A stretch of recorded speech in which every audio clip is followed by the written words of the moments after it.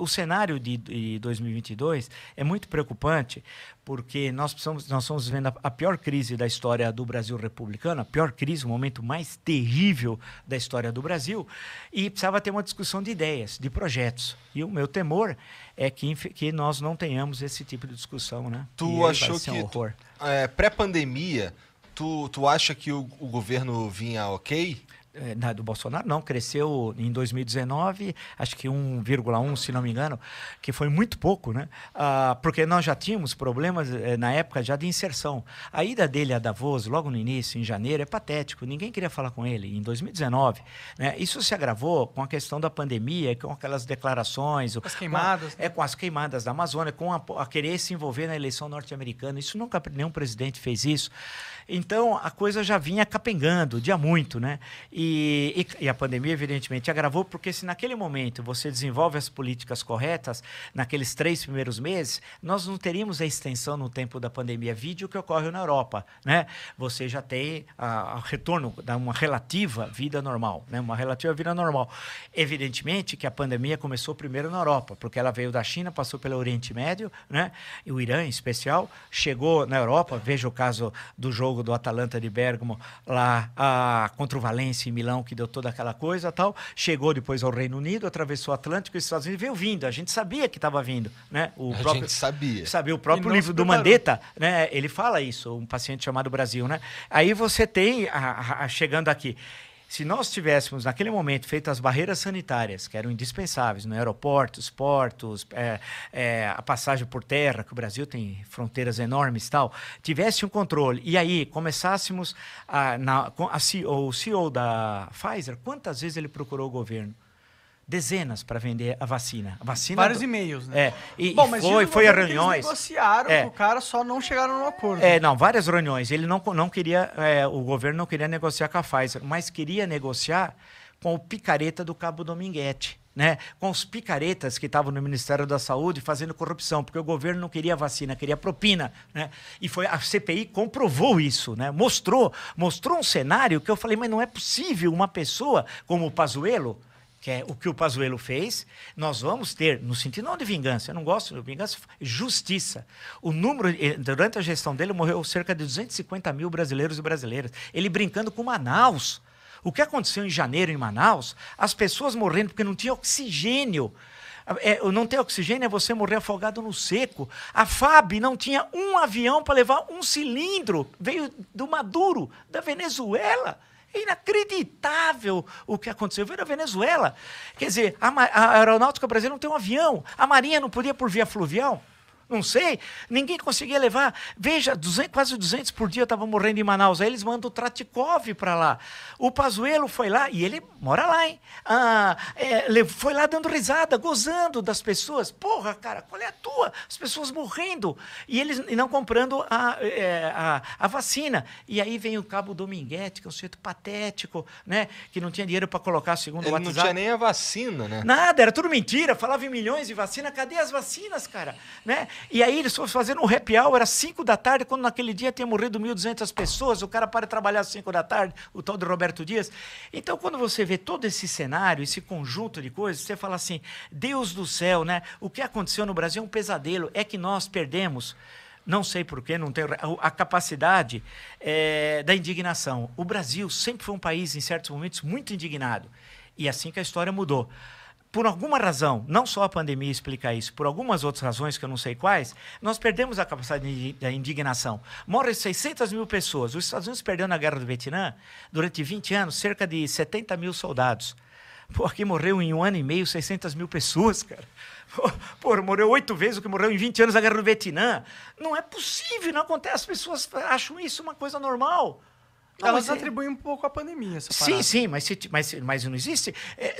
A pandemia veio, ela tinha, como outros países fizeram, rapidamente você faz os trabalhos de isolamento, a utilização das máscaras, que eles continuam sendo contra, né?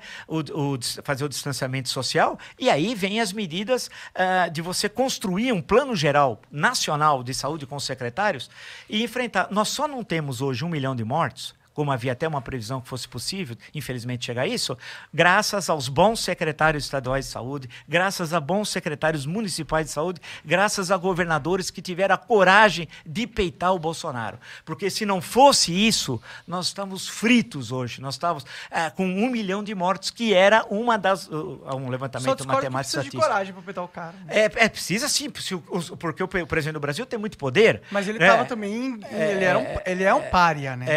É politicamente muito vantajoso estar contra o Bolsonaro hoje em dia. Olha, é difícil em certos momentos enfrentar, porque ainda ele tentou dia 7 de setembro dar um golpe de Estado. Ainda bem que ele é incapaz. Eu acho que ele fica tentando... ele fica soltando no público dele uns testes para ver como que tá o clima. Será que eles aceitariam fazer isso? Sim. Tanto que eu já vi uma declaração dele falando, vocês falando aí que querem golpe de Estado, tô esperando um sinal de vocês. Ele falou isso com todas as letras, inclusive. Agora, então eu acho que ele fica só testando a água. Se tivesse ele falou isso? Falou. Falou mesmo, eu vi o vídeo. E se tivesse um cenário onde a gente tivesse, sei lá, 40%, 50% de apoio da população ao Bolsonaro dar um golpe, eu com certeza acho que ele daria, entendeu? Agora, você imagina que ponto nós chegamos no Brasil há mais de 30 anos que essa questão não era... As questões políticas eram resolvidas nos processos eleitorais, não em golpe de Estado. Isso já passou no mundo inteiro, não tem mais Guerra Fria, não tem mais União Soviética, os Estados Unidos, duas superpotências. Guerra Fria tem. Não, Guerra Fria naquele sentido clássico de guerra... Clássico não, né? Mas acabou. tem uma Guerra Fria rolando aí com os Estados Unidos. Já caiu o muro de Berlim, que o Brasil é um país longe aqui. Caiu no dia 9 de novembro de 1989. Aqui a notícia demora, o país é longe para chegar. Então, hoje o mundo é outro. Falar em golpe de Estado, você acha que o investidor estrangeiro vai... E há muito dinheiro circulando, não vai pôr um centavo num país que um presidente discursa na ONU como ele discursou, ou faz aquela palhaçada no 7 de setembro no Brasil e em São Paulo? Então, o que nós precisamos voltamos à questão, a estabilidade política. A estabilidade política é que gera uma boa discussão política e o crescimento da economia. Nós precisamos saber para onde vamos. O país tem demandas, precisa crescer, precisam qualificar a força de trabalho, né? Se não acabar com o analfabetismo, não é possível você ter... Saneamento básico, né? Se metade das cidades não tem saneamento de água e esgoto, tratados... Uma pergunta. É terrível. Uma pergunta. Com certeza que o Bolsonaro é um agente do caos no cenário político brasileiro. Acabou sendo, mas também porque... É uma questão complexa, né, de tentar entender o panorama de 2018, né? Porque você tinha outros candidatos no primeiro turno. Você tinha lá o Amoedo, você tinha o Álvaro Dias, você tinha o Ciro Gomes, você tinha a Marina, isso entre outros, né? Que eram candidatos palatáveis e tal. A grande questão é que o anti-PT, porque a questão foi PT e anti-PT, acabou sendo o Bolsonaro. Você acha que a gente tivesse um Haddad agora, teria sido melhor a situação? Sim, eu não tenho nenhuma simpatia, posso dizer com tranquilidade, com o Haddad, porque nós tivemos também alguns embates judiciais, né? Ele te processou por causa que você falou coisas que ele não gostou? Não, eu falava, na época eu trabalhava na Jovem Pan, eram coisas que hoje são consideradas desprezíveis frente à tragédia de 600 mil mortos. Que era o seguinte, ele era prefeito da cidade de São Paulo, eu começava a trabalhar muito cedo e eu abria a agenda de trabalho dele. E sempre ele começava a trabalhar 9h30, 10 horas. E eu falava, claro, uma cidade pequena, a população de São Paulo é muito pequena, não tem problemas, uma cidade tranquila. Então não precisa também trabalhar, cansa, né? Depois 2 horas de almoço, depois para de trabalhar 5. Tanto que eu pus um apelido na época que pegou, mas chamado Jaiminho. O Jaiminho é um personagem lá do seriado Chaves, que é o carteiro, né? O carteiro sempre estava com fadiga. Evitar fadiga. Aí ele ficou furioso com isso. Aí ele chegou até a falsificar a agenda dele para me enganar uma vez. Isso foi em 2015, num dia que eu estava lançando meu livro. Caralho, tu alugou um triplex na cabeça do Haddad. Não, aí o que aconteceu? Ele falsificou a agenda, eu abri a agenda, não tinha nenhum compromisso. Era uma segunda-feira, e nesse dia caiu um dilúvio. Morreu, inclusive, uma senhora no Lago da Concórdia. Eita, que merda. Foi uma coisa horrível e tal. E eu estava lançando meu livro à noite na Livre a Cultura no Conjunto Nacional. Aí logo pela manhã eu abri a agenda lá, falei, mas hoje está demais, hein? Hoje o Jaiminho exagerou. Não tem aqui nenhum compromisso. Era aí, às 11 da manhã, ele mostrou a agenda que tinha compromisso e fez gozação. Postou, olha, eu enganei ele, lá. Aí o Ministério Público entrou com uma ação contra ele. Por quê? Porque a agenda é a transparência. A Constituição fala no artigo 37, se não me engano, no Capitol lá, tem 5 pontos. Um deles é a questão da transparência. Tem que divulgar a sua agenda, isso faz parte. E ele falsificou um documento público, nesse caso, né? Aí houve todo um barulho à época, Caralho, etc. o cara tal. falsificou o documento Era uma coisa para público só gozar. fazer uma E piadinha depois só para tirar um sarro e tal. Você alugou um apartamento de 7 andares. Aí fez Agora, você vê, claro que comparado ao que nós assistimos depois, eu não quero diminuir, porque cada época tem o seu contexto histórico e tal. Agora, a gente vive um momento muito difícil, muito triste. Mas desculpa perguntar, não te preocupa um pouco a questão do PT ele ser uma organização muito mais fodida, no sentido de... O Bolsonaro é um merda, eu concordo com você plenamente nessa questão. Porém, ele é um merda ineficiente, a gente concorda também nisso. O PT, eu considero também merda. Não estou igualando as merdas, são merdas diferentes. Mas eu acho que são... Eu não gosto, entendeu?